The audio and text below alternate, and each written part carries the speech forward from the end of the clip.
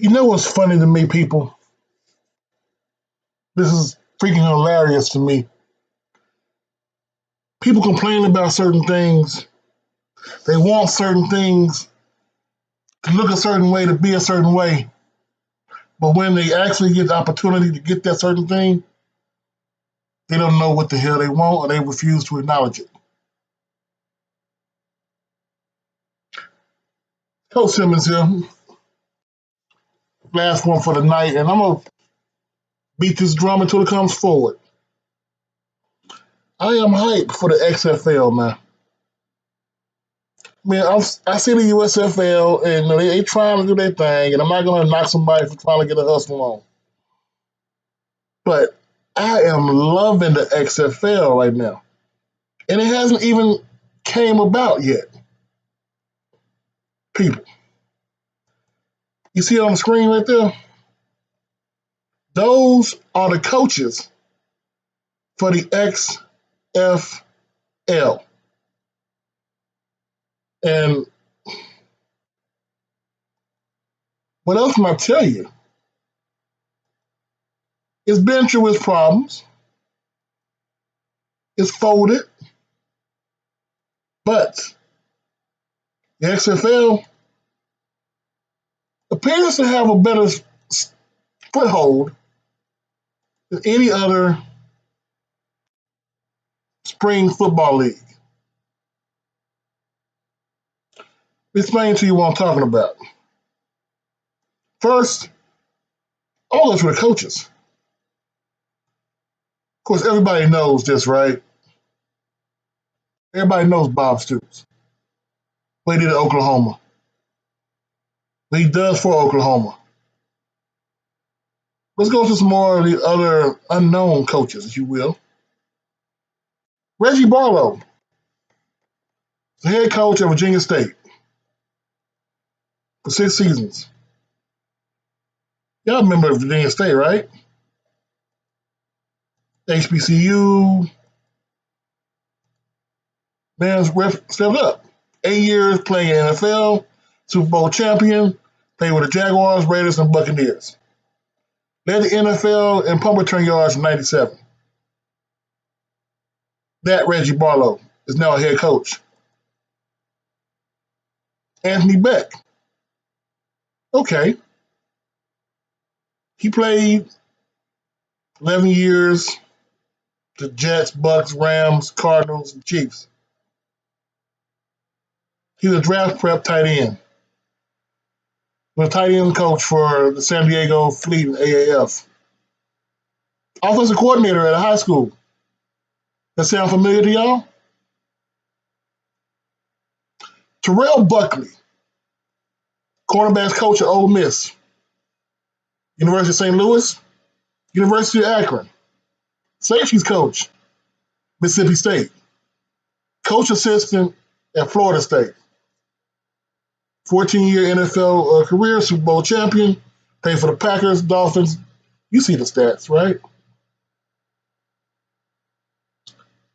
Terrell Buckley is the person I had pitched last year to become a head coach in the SWAC, and I got so much grief saying he's not ready. He's only coached positions, which is something they do to ex-football players, especially those of color. Good enough to recruit, good enough to coach a position, but not lead men. But Terrell Buckley, the head coach in XFL next year. So I guess I know something you don't.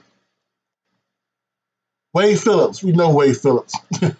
40-year coach, coached the Broncos, Bills, Cowboys, NFL, interim coach 3 teams, defensive coordinator of 8 occasions, won Super Bowl with the Broncos. 5 of his players won Defensive Player of the Year, 2 won Defensive Rookie of the Year. The man's a defensive guru. His problem has always been on offense. Will that translate to this league? You gotta wait and see. Hines Ward, once again, receivers coach at Florida Atlantic University and recruiter. Offensive assistant coach for the Jets, just the assistant. 2-time Super Bowl champion. All-time leader in reception and yards and touchdowns for Pittsburgh Steelers. Pro Bowl, 4 Pro Bowls selected. Basically, this man is a Hall of Famer walking. Couldn't get above position coach. If you know football, you know football. And that's what's going on right here. Hines Ward knows football. Who else they got? Rod Woodson. If there's anybody, I mean anybody, who can battle Deion Sanders for best cornerback walking. Remember what I said? I said walking. It will be Rod the God Woodson. Cornerbacks coach, assistant DB coach, Oakland Raiders, 4 seasons. Coach interim for Cincinnati Bengals, Denver Broncos as part of the Bill Walsh minority coaching program. 17 years NFL vet, 3-time Super Bowl champion. It's more than Coach Prime. Played for the Steelers, 49ers, Ravens, and Raiders. Member of the 90s All-Decade team, Pro Bowl 11 times. NFL Defensive Player of the Year in 93, holds record for both fumble recovery. This man's a walking stat machine. It's arguably the second best, possibly first best cornerback walking. If it wasn't for that one play where Barry Sanders juked him and blew out his ACL, it wouldn't have been a question. Move from corner to safety. The man can see the game. Got to give him the same respect, if not more, than we give Coach Prime. And that's just the head coaches, people. That is just the head coaches.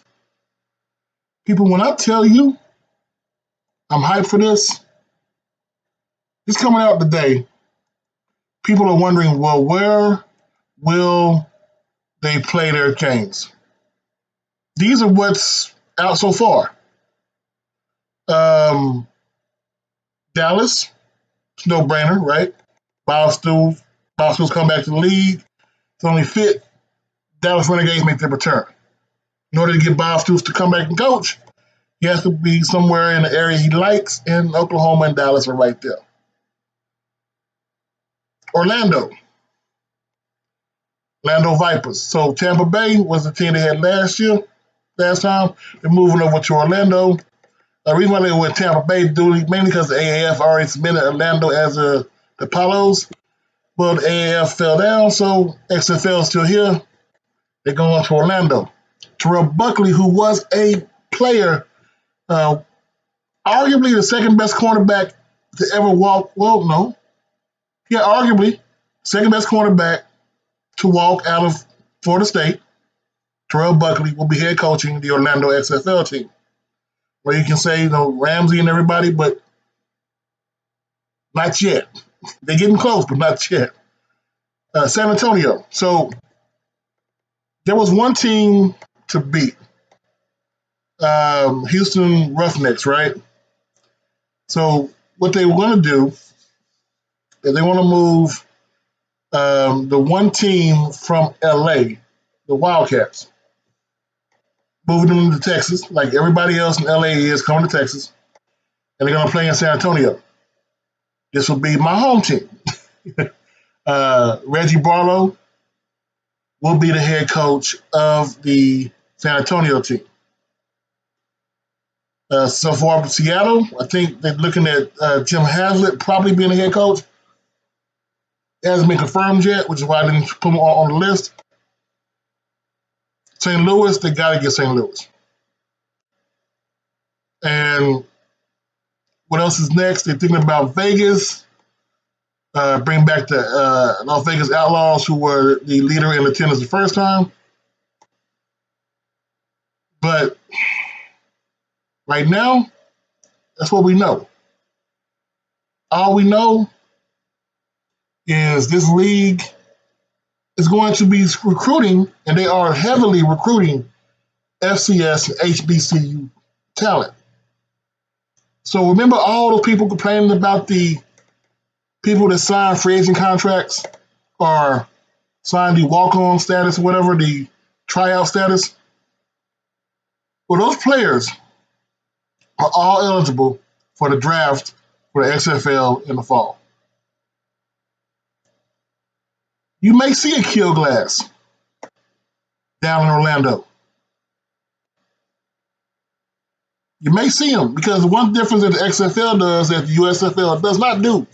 USFL, you sign a 2-year contract no matter what. So if you get good and big boy NFL say, hey, look, dog, we got to get that corner. Oh, man, we got to get a kill up here. You can't leave the USFL. You can leave the XFL. XFL also pays more. USFL is around $4,500 a week with incentives up to $7,500. XFL starts off at $7,500. And they're going to have more players. Looking at a total of 560 players in the XFL. Now, what they're going to do, they're going to have what's called a hub city. You know how USFL is playing everybody in Birmingham? Well, the XFL is going to have everybody practice in one city and then fly out 2 days before the game starts. So they have a game on Saturday, flying out on Thursday. That's ingenious at first until you get ingrained in the community like it was before. Because the one thing these leagues have in common, only one of them has ever had a title game. That was the XFL in 2001. So folks, I understand it's NFL heavy. I get it.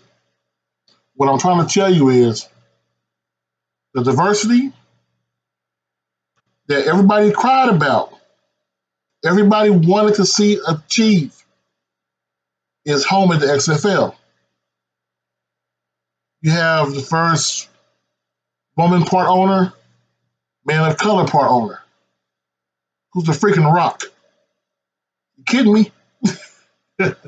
So, I mean, I can't wait till this starts next year. I'm watching the USFL, but I don't know anybody on that team. The XFL, with them heavily recruiting the HBCU and the FCS standpoint, you're going to get good football. You're going to get damn near great football. People you know.